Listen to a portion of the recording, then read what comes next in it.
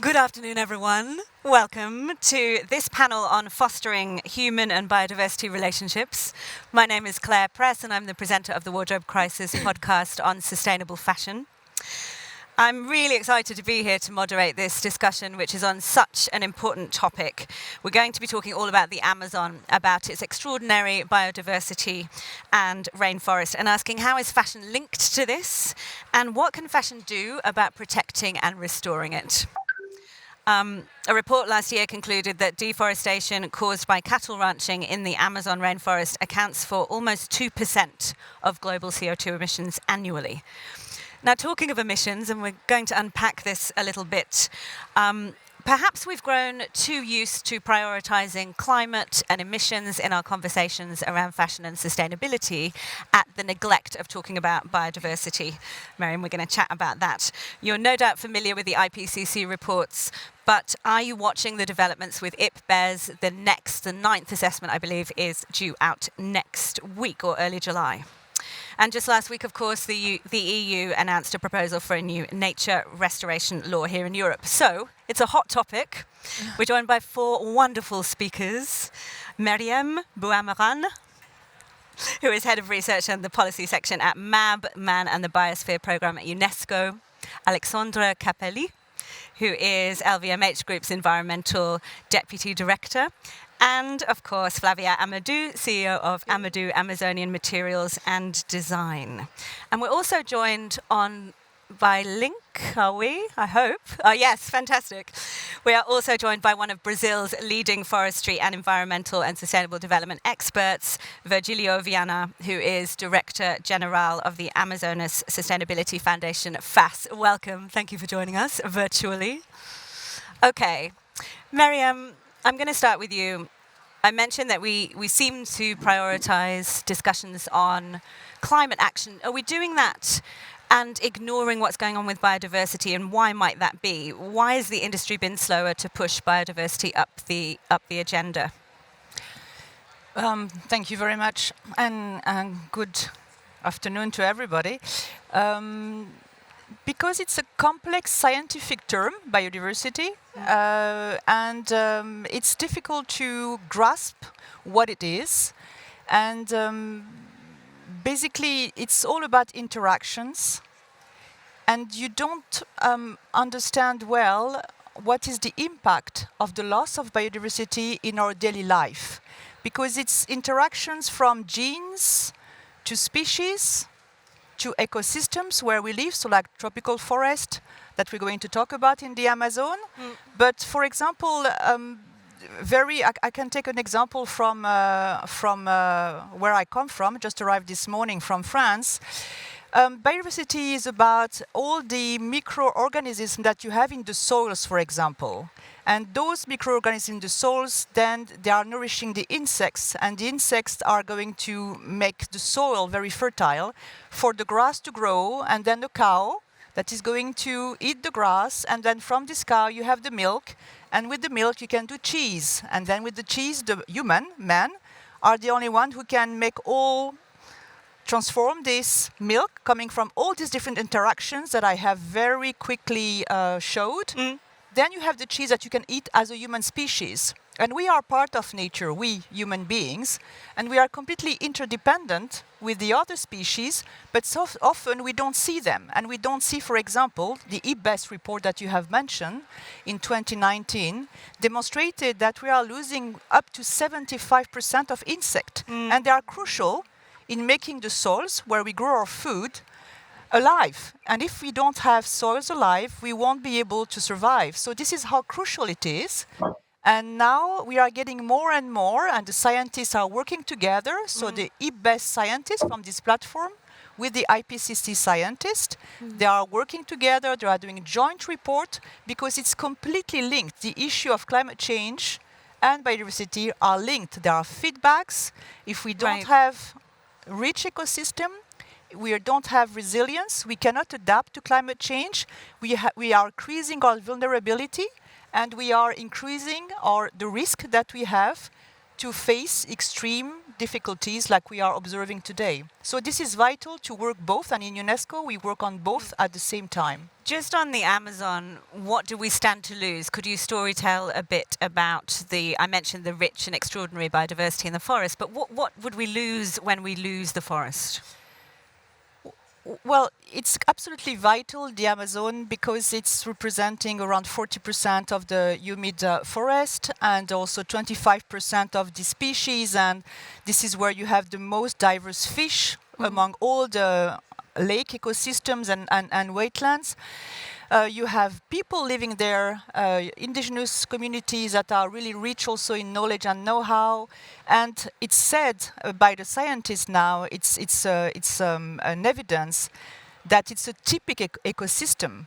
And there are more and more droughts, more and more fires, and this destruction of the forest is putting our life, globally, at risk because it's a tipping ecosystem. So if you lose those kind of key ecosystems in the planet, there are consequences. That's what we call in science tipping points, that you cannot come back. And this is the danger that we are facing now. If we continue the way we live on Earth, we are reaching those moments where we cannot come back. It's irreversible. It's so uncomfortable, isn't it? It's a very uncomfortable conversation. I mean, the stats are, I'm sure you've heard them, alarming. According to WWF, 17% of the Amazon forest has been lost in the last 50 years. It's under obviously increasing threat from large-scale farming and ranching. I mentioned leather, but also urban development, unsustainable logging, mining. Professor Virgilio Viana, tell us what you see as the core challenges when it comes to safeguarding and managing rainforests sustainably. What's going on in the Amazon right now? Well, let me say good morning since I'm speaking from Manaus at the core of the Amazon. And the core challenges that I see can be summarized in very simple terms that it's to foster an economy that is based on forests and done in such a way that it has ethical relations with indigenous peoples Right. and traditional communities. It's easy to be said, very hard to be done. But I think it's a challenge that includes uh, logistics because places are very remote. Just to give you an example, some of the most remote areas where FAS, Foundation for Amazon Sustainability, works are 15 days by boat. Oh, wow. So that means lunch, dinner, breakfast for 15 days. Um, and there's, in addition to the logistics, the challenge of technologies. We have to link these fantastic wealth that Marine has spoken about of biodiversity to the market. And that means that we need new technologies that are able to make this bridge between the richness of biodiversity and the market, and this done in such a way that it's ethical in terms of sharing the benefits that are derived from this economy. So we have to move from a deforestation driven economy, which is what's happening right now, to a forest and river based economy. Um, I asked you what's happening in the Amazon right now. How far, if you can even talk about that, are we away from making that kind of transition to move the economy towards these new routes of prosperity? Well, the Amazon situation right now, I would summarize in three aspects. First, we have misguided policies at the governmental level. And I had the chance of being state secretary many years ago. And during this period, we reduced deforestation from 1,600 to 300. So it's possible to reduce deforestation. But right now, we're seeing the opposite. It, a number of policies that are encouraging deforestation, and not only deforestation and forest fires and illegal logging and sort of the environmental agenda. We have also a very bad social agenda in terms of Yep. crime and violence. And we're coming close to a tipping point. Already there are some parts of the Amazon that have passed this tipping point, and that means more droughts, more fires, and a sort of snowball effect. But a point that I think it's also important to note is that given this crisis, there is a very rapid growth in awareness. Okay. Consumers and are pushing private sector, and the challenge is to move from awareness to action. Thank you. I'm going to bring you in, Alexandre. Alexandre. I'm going to get this right. Alex. Yeah. We talked about leather, but talk a bit more about fashion's connection with Yeah. this topic. How is fashion connected with deforestation? I feel like even though many of us in this room know all about this, the average consumer would be horrified to think that there is any kind of connection between the shirt on their back and cutting down old growth and precious forests. But there is a connection. Talk us through it, but also why should fashion take action, but how can it? We definitely have a link first with deforestation, but also mainly with biodiversity. We rely a lot on ecosystem services to produce cotton, to produce wool, to produce silk, to produce man-made cellulosic. So most of our raw materials are relying on ecosystem services. If it's badly done, then it's definitely part of the problem for climate, for biodiversity, for water. But the good news is that if it's well done, it's well managed, then it can be part of the solution. We all know now that if we transition to regenerative practices, step by step, for wool, for cotton, then it can be part of the climate crisis. It can be part of the solution for also a biodiversity crisis. Then focusing on deforestation, it's mainly, in fashion, we have two main topics. The first one is man-made cellulosics, and we had a very good talk this morning from Canopy. And the idea is to see how we can use either sustainable sources for this man-made cellulosic or innovative solution.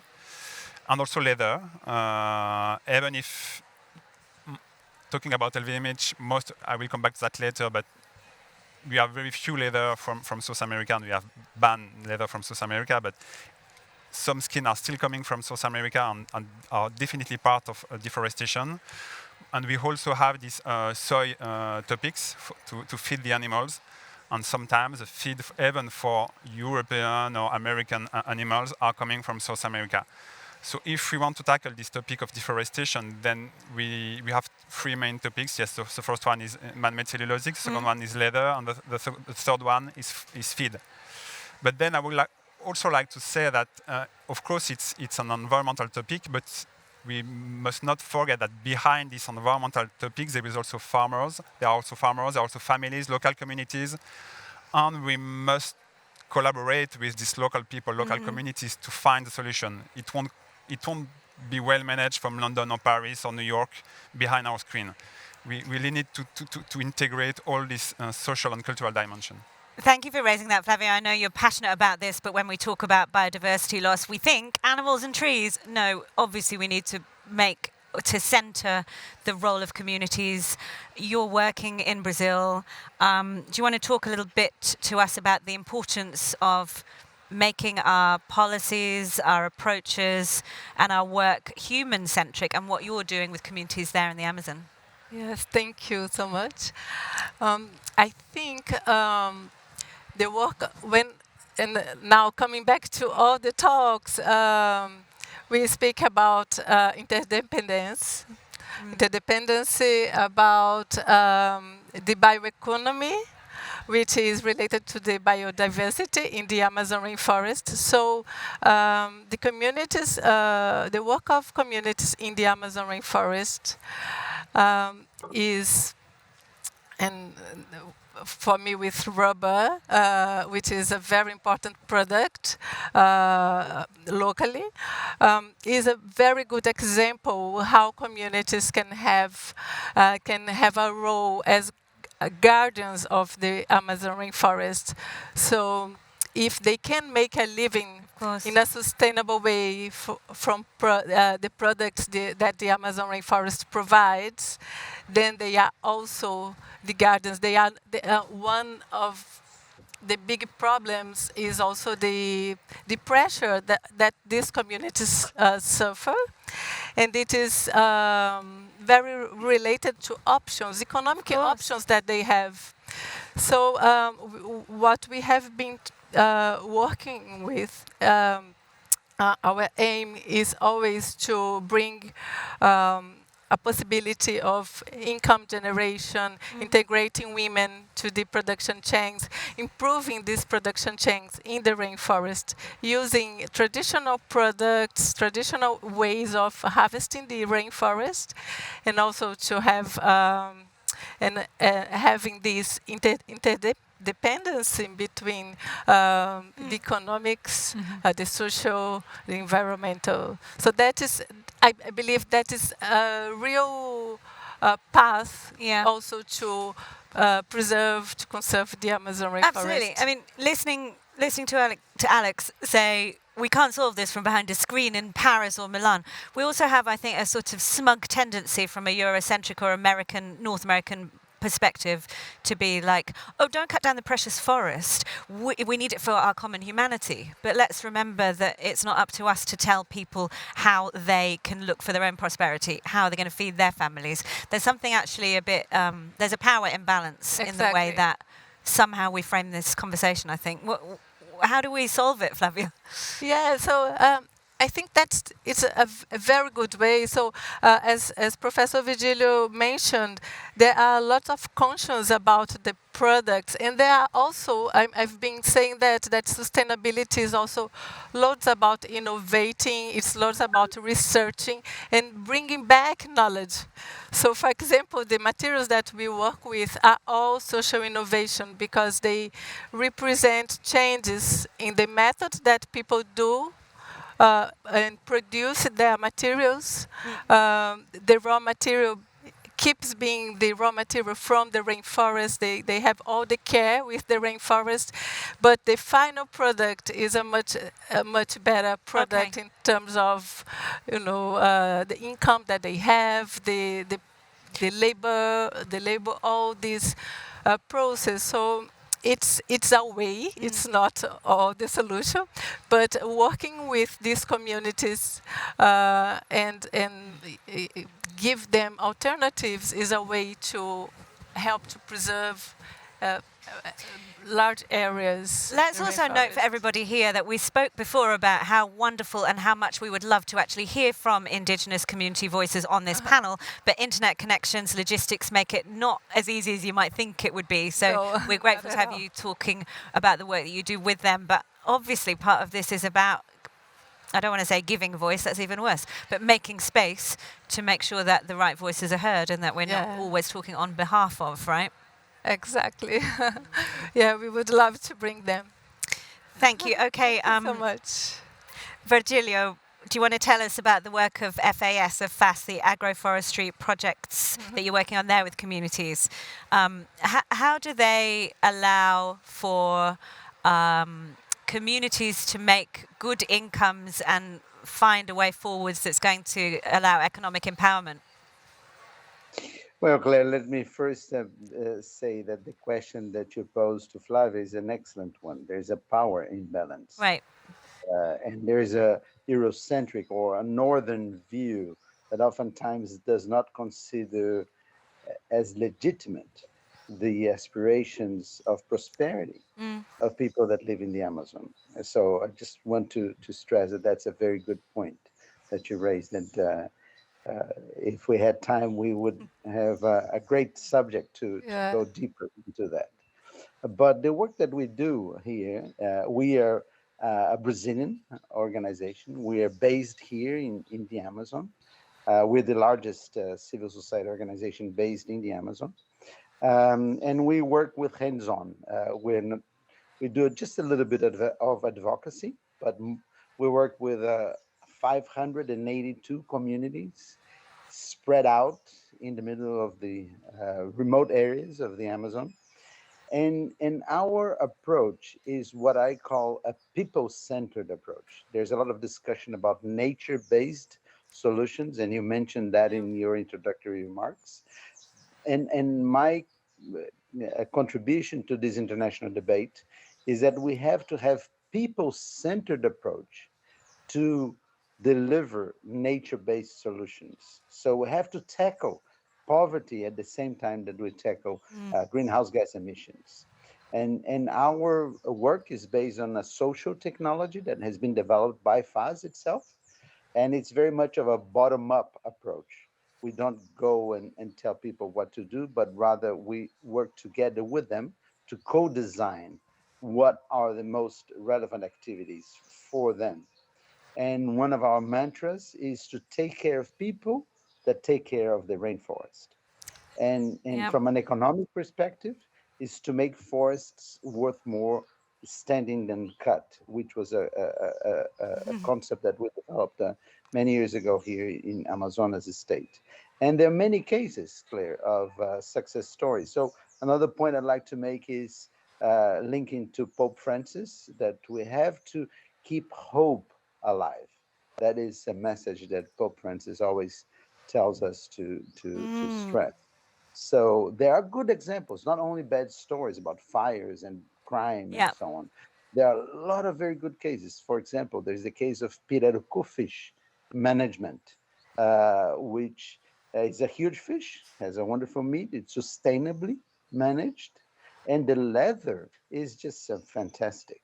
So there, and by doing management, the work of FAS has been able to move the pay to fishermen from 3 reais, which is about 60 cents per kilo, to 3 times that. Now it's gone to 11. So it's gone from almost 4 times through a number of activities. So it is possible, and there are many success stories. Ooh. This month of July, we're beginning a university level degree for teenagers in the middle of the rainforest. It's not to bring people from the rainforest to study in Wow. urban areas, but rather we have built 8 small universities in the middle of the Oh, rainforest, amazing. and we're providing technical education. And that's another part of this people-centered approach, is to create opportunities for these teenagers or young adults not to migrate to town, because the brain drain issue is a very relevant one. A lot of young people migrate to town. So we have to create opportunities for them, and opportunities are closely related to education. So there are a number of very good success stories. So I think we have to keep hope alive. Fantastic. And also thank you for reminding us that there's always a good news story as well as the bad. We do need to talk about the terrible, Exactly. but we're also here to try to foster hope and look at solutions. Meriem, people-centric solutions is at the core of what you're doing with MAB. Yes. Man and the Biosphere program. Human. Woman. Biosphere. Yes. All of us. Yes. It was founded in 1971. Could you just give us a little Yes. synopsis? Yes, I just echo what has been said. I think that what is important, we celebrated 50 years of our program, and it's really a program that it's a scientific program, and I also want to highlight that the scientists themselves, even if the reports are a bit alarming, are saying that there are solutions, like we've heard from Virgilio, and there are solutions. There is hope, and there are already things that are transforming. We need to accelerate this positive transformation, and also for people to think that they are completely able to be part of the change and the transformation. And all the actors, the private sector like LVMH, the local indigenous communities, the policy that are decision makers, all of us, citizens, consumers. There are good stories everywhere at UNESCO, everywhere in the planet, since 50 years in this program that I work with. We've seen that people know how to work and live in different ecosystems, from tropical forests to coastal islands to drylands. They have the knowledge, and they know how to transmit the ecosystems, the biodiversity to their children. It's just a question of reconciliation and good balance between what you have said, conservation and sustainable use. And this is what we do in the biosphere reserves of the MAP program. Everywhere, based on local and the cultural and social context, people are living in these places. And this is the message. We are not separated from what we call nature. We are part of the living. It means that if we change our mindset and that we don't consider that there are places that we should preserve and protect and people there should do that, and the rest we continue to live in cities, etc., and do whatever we do, that we are disconnected from nature, this is not going to work. We have to feel responsible that we are completely part of the living. There is just one planet, Earth, and we are part of the other species. We are living in interaction with the other species. We are completely interdependent of the other species for our life. And we can live together. And this is the message that we have and the good stories that we have in the biosphere reserve, everywhere in the Amazon also, but in every ecosystem. So it is possible to develop without destroying. And this is also a myth or a belief that to thrive and to develop, you have to destroy nature. No, why? I mean, you can do development without destroying. You can do economic development while transmitting life. And the real wealth, maybe, it's not money. It's the living.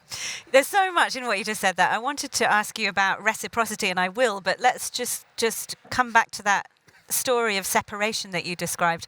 I don't know, I'm always thinking about Charles Eisenstein's work where he talks about the story of separation. We know it's a sort of dominion over sort of Western religion idea, but you see both the possibility of thriving economically without destruction and a real drive for us to recognize our interconnectedness, right? Yes, we do have examples everywhere in the planet, or including in the Amazon, where you are able to, it's like a garden. You know, when you do a garden, you respect the seasons.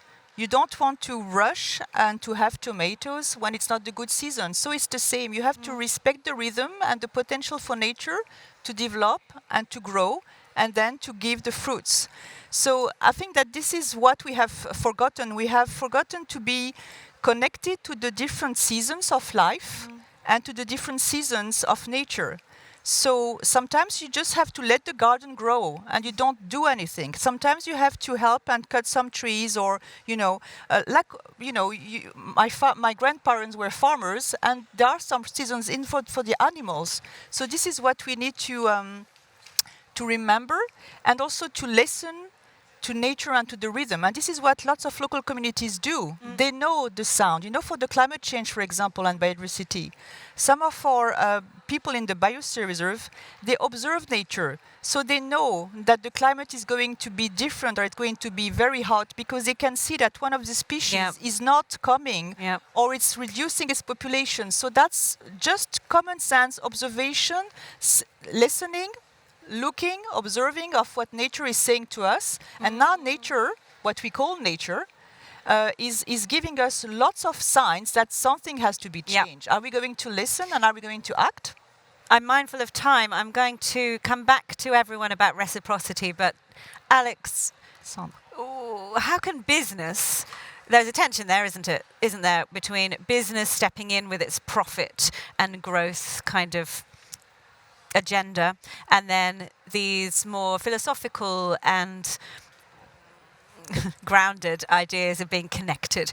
But business does have to step in. How do you bring those two things together? Do you want to talk to us about your, I think, extraordinary partnership, or LVMH's extraordinary partnership with UNESCO? With UNESCO, yeah. How are you doing that? And it's really part of our biodiversity strategy.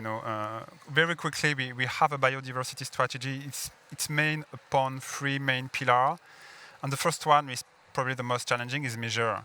It's quite now almost easy to measure your climate footprint, your carbon footprint. It's still quite challenging to measure your biodiversity footprint. And we have already tested two methodologies, but it's still we still have progress to do on measuring biodiversity footprint. The second one is reduce and avoid. How we can reduce and avoid the impact on biodiversity and deforestation. First target is to implement certification within our supply chain for all our strategic raw materials, so around 25 raw materials. And the second target is more to avoid, is to achieve a zero deforestation by 26, net deforestation by 26, gross deforestation by 2030. It's a bit technical, sorry. And the first step for us was to ban any skin sourcing, as I mentioned at the beginning, from South America. Even if it was a very small part, now it's banned. And the last pillar is to regenerate, restore, the most demanding one. We have the target to restore 5 million hectares by 2030. And to do so, we work both internally in our supply chain and externally outside our program, outside our supply chain. And with the UNESCO for Human and Biosphere program was the perfect partnership, because we really like this idea of yes, we do rely on ecosystem services, we do rely on biodiversity, but human is inside this biodiversity. So we really need to integrate both dimensions.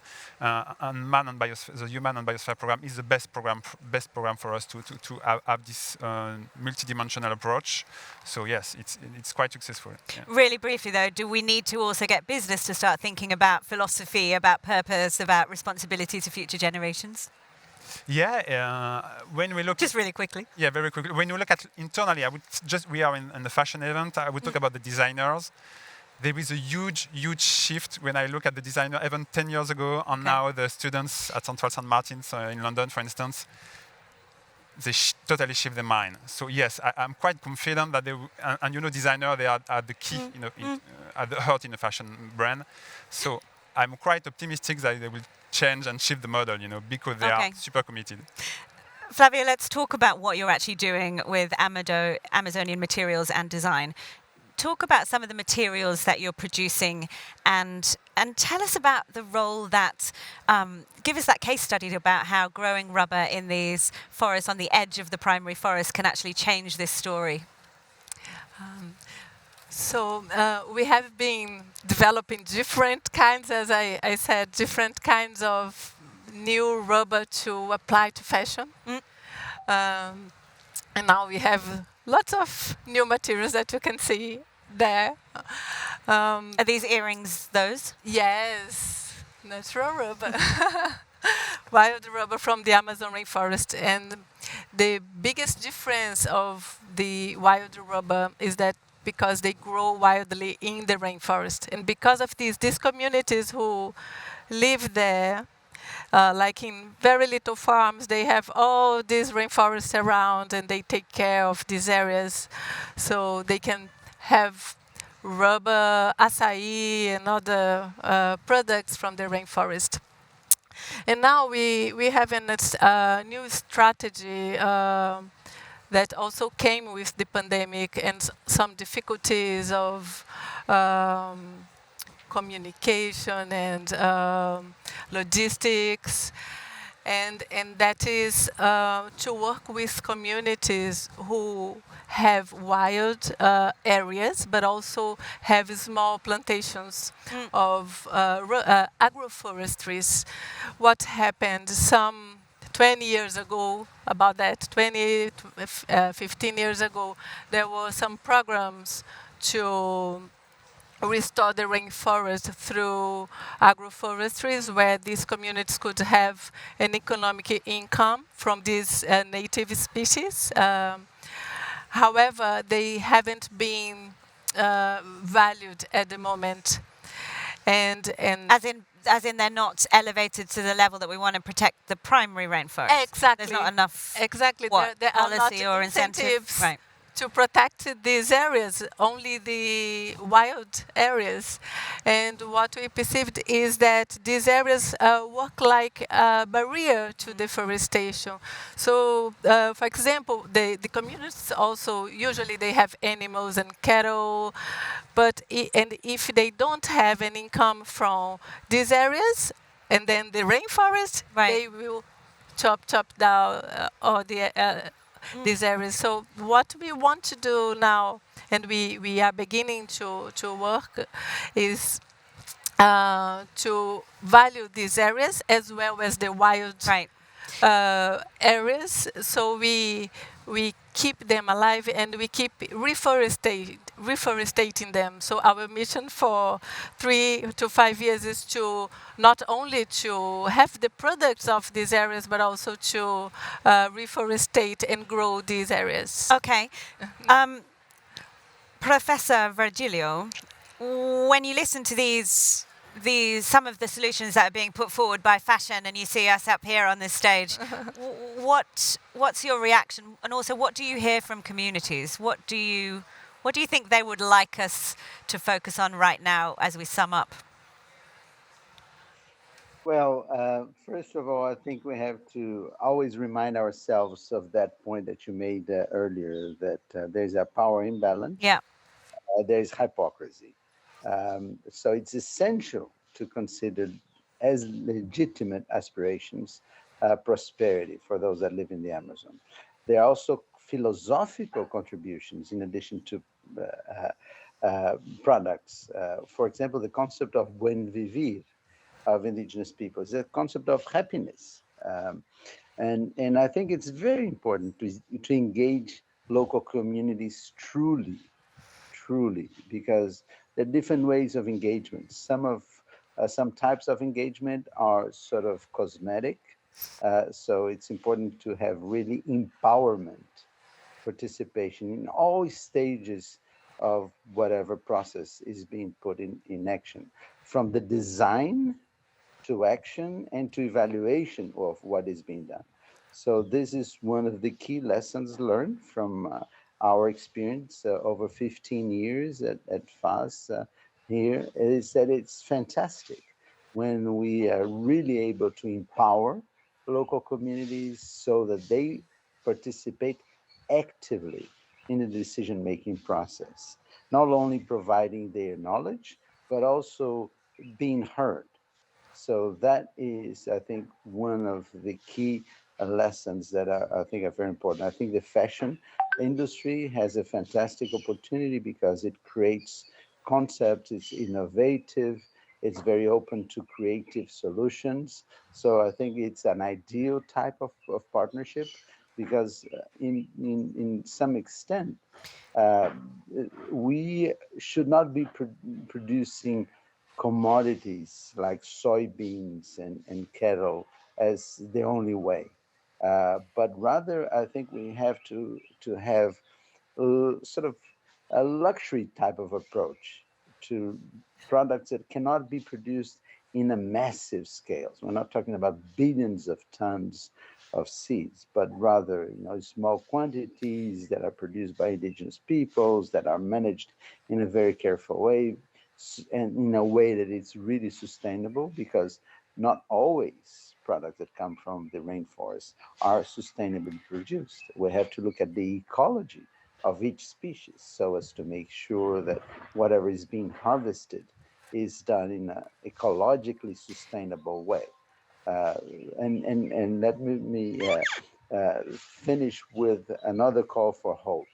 I think it's very important to have hope for the Amazon, but we have to mix this feeling of hope with a sense of emergency. Right. We're really at a point of emergency. So we have to have this call to action loud and clear.